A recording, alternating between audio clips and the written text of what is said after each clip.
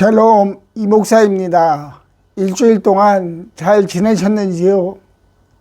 10월 7일 아침 묵상으로 성도님들을 만납니다. 계절의 변화를 경험한 한 주였습니다. 이러한 시기에 모두 건강하시기를 소망합니다. 지난주에는 베드로전서 1장 10절 말씀을 통해 하나님께서 모든 성도들을 부르셨고 그 부르신 계획은 확고한 열심을 내어 그리스도를 세상에 드러내는 것이라는 것을 나누었습니다. 오늘은 베드로후서 1장 16절부터 19절까지의 말씀을 나누겠습니다. 우리는 여러분에게 우리 주 예수 그리스도의 권능과 재림을 알려드린 것은 교묘하게 꾸민 신화를 따라서 한 것이 아닙니다.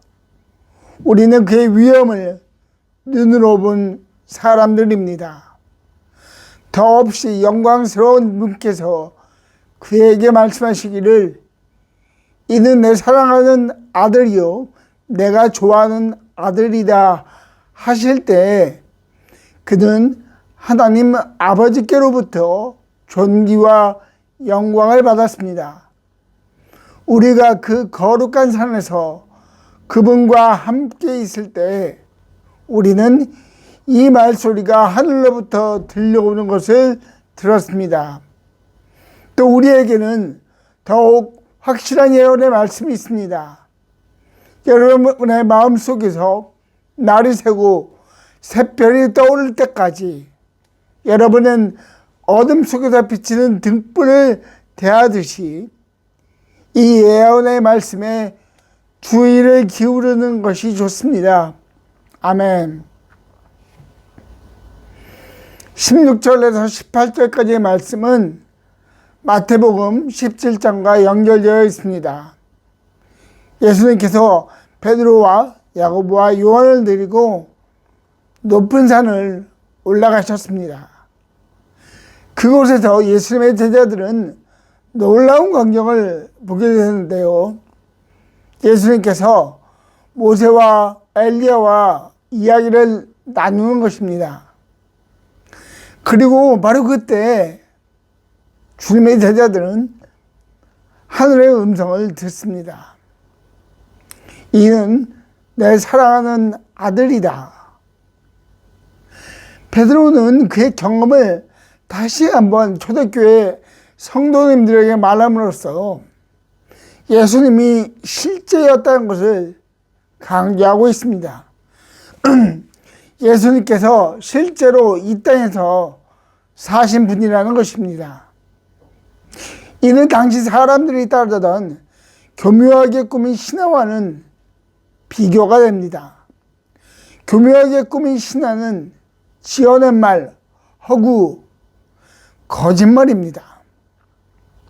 이는 예수님의 실제와 언제나 대척점에 있습니다. 예수님은 이 땅에 나셔서 하나님 나라를 선포하고 병든 자들을 고치신 실제였지만 신화는 그렇지 않습니다. 신화에 나오는 그 어떠한 우상도 실제로 이 세상에 온 적이 없고 그 능력을 이 세상에 드러낸 적도 없습니다. 베드로는 이러한 예수님의 실제를 위엄이라는 단어와 연결하여 말합니다. 위엄이라는 단어는 헬라어 메가에서 나왔습니다. 메가라는 단어를 들어보셨을 것입니다.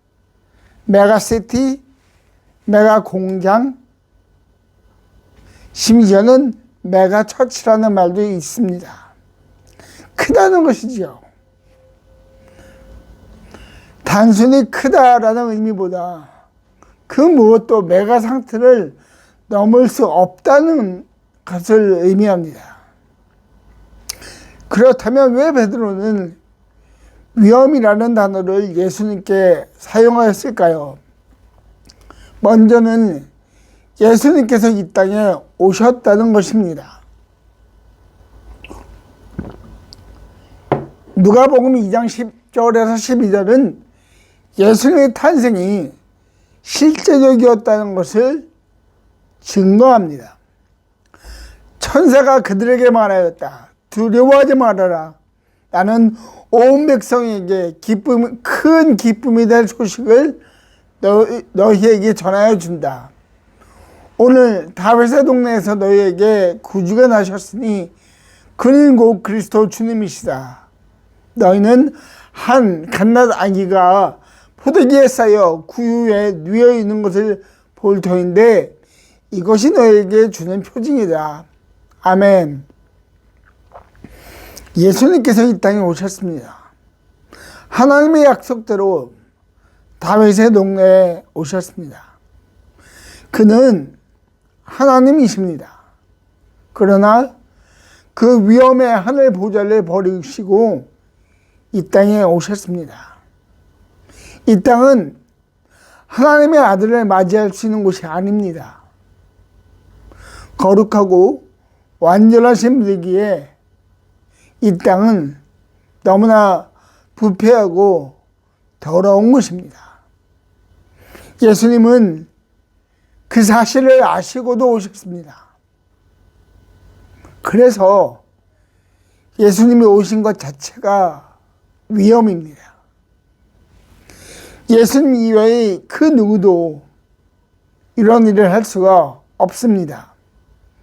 어떠한 우상이나 아무리 교묘하게 정리된 신화의 인물이라 할지라도 이런 일을 할 신은 없습니다. 오직 예수님만이 가능합니다. 그리하여 베드로는 그의 위엄이라는 단어를 사용한 것입니다. 다음으로는 죽으심에서 부활하신 위엄입니다. 마태복음 28장 6절에서 천사는 다음과 같이 말합니다. 그는 여기에 계시지 않는다. 그가 말씀하신 대로 그는 살아나셨다. 와서 그가 누워 계시던 곳을 보아라. 아멘. 안식일이 지난 후 두 명의 마리아가 예수님의 무덤을 보러 갔습니다. 그들이 그곳에 있을 때 한 천사가 그들 앞에 나타납니다. 그 천사는 아주 놀라운 소식을 전합니다. 예수님께서 다시 살아나셨다는 것이고 이는 이미 계획되어진 일이라는 것입니다. 무덤을 찾은 두 마리아는 이 놀라운 소식을 제자들에게 전합니다. 그리고 이들의 전함은 실제가 됩니다. 바울은 예수님의 부활하심을 본 사람들의 위험을 나열하면서 예수님의 부활이 실제이고 그 부활의 소식이 자신에까지 미쳤다고 고린도전서에서 말합니다. 그렇다면 왜 부활의 소식이 위험한 것일까요? 그 이유는 죽음을 이긴 유일한 사건이기 때문입니다. 모든 사람은 죽습니다. 죄 때문입니다. 이는 하나님께서 약속하신 것입니다. 그러나 죽음을 뛰어넘는 사건이 일어났습니다. 예수님의 부활입니다. 예수님께서 내가 세상을 이겼다라고 말씀하신 것은 세상에서 가장 큰 권세인 죽음을 이기셨다는 것이고 예수님이 세상 모든 권세의 왕이라는 것을 증거하는 것입니다. 베드로는 자신이 만난 예수님에 대해 전합니다. 자신이 어떻게 만났는지 자신이 들은 하나님의 음성도 생생하게 전합니다. 사도 바울도 때를 얻으면 언제나 예수님을 전했습니다.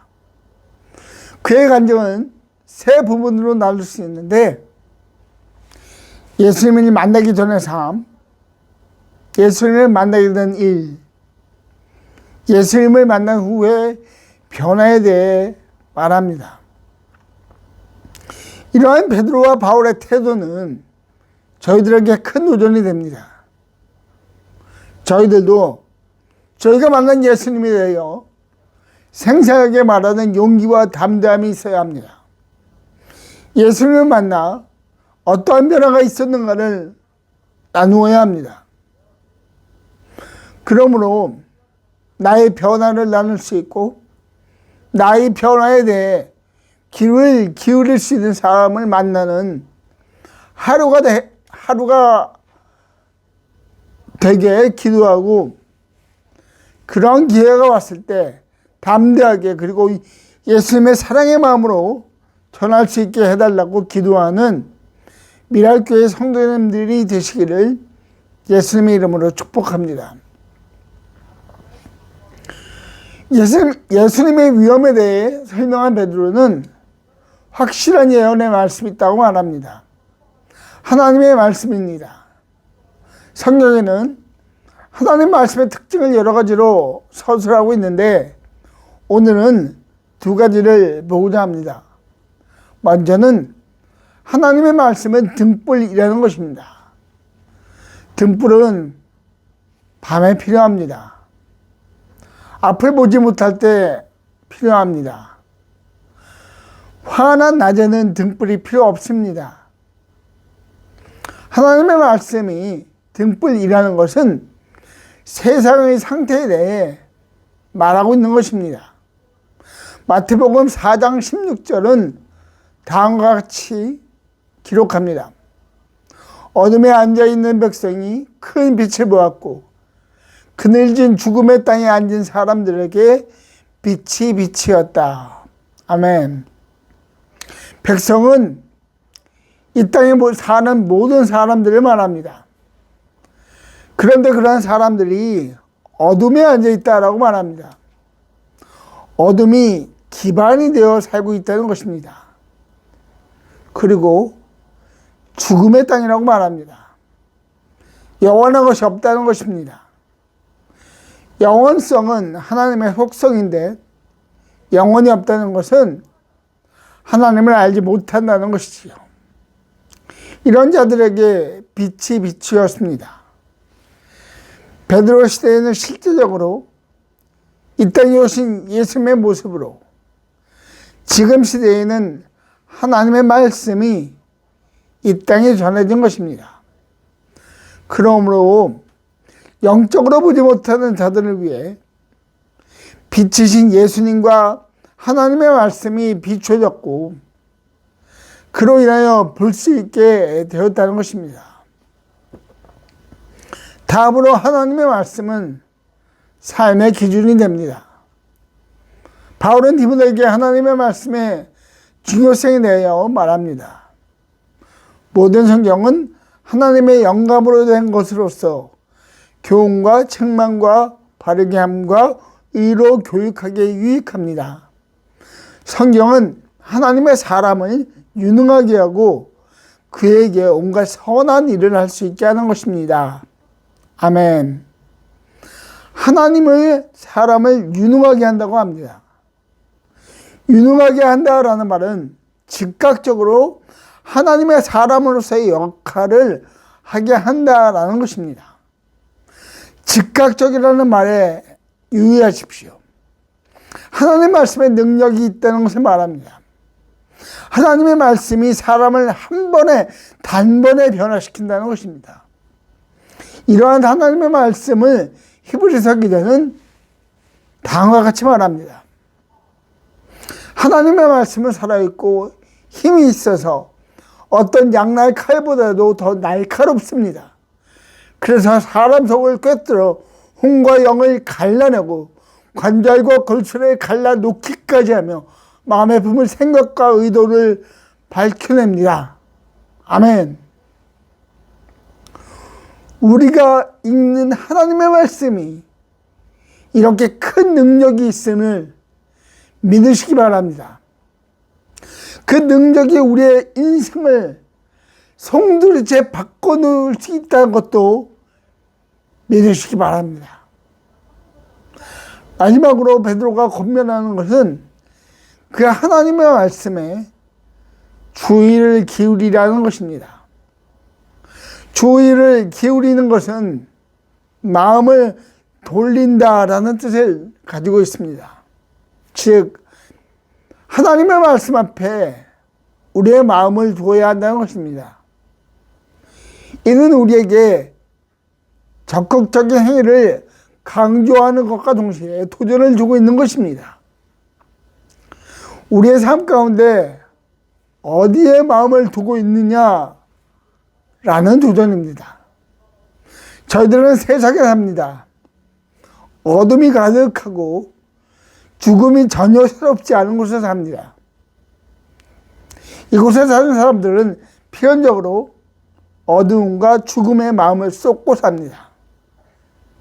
그러나 빛이신 예수님을 만난 자들은 이 세상의 것에 마음을 쏟는 것을 멈추고 삶의 등불이자 기준이 되는 하나님의 말씀에 마음을 두어야 합니다. 그렇기 위해서는 때를 얻을 때마다 하나님의 말씀을 읽고 들으셔야 합니다. 매일 성경 읽는 것에 대한 목표를 정하십시오. 그리고 그것을 꾸준히 실행하시는 미랄교회 성도님들 되시기를 예수님의 이름으로 축복합니다. 기도하겠습니다. 하나님 아버지 감사합니다.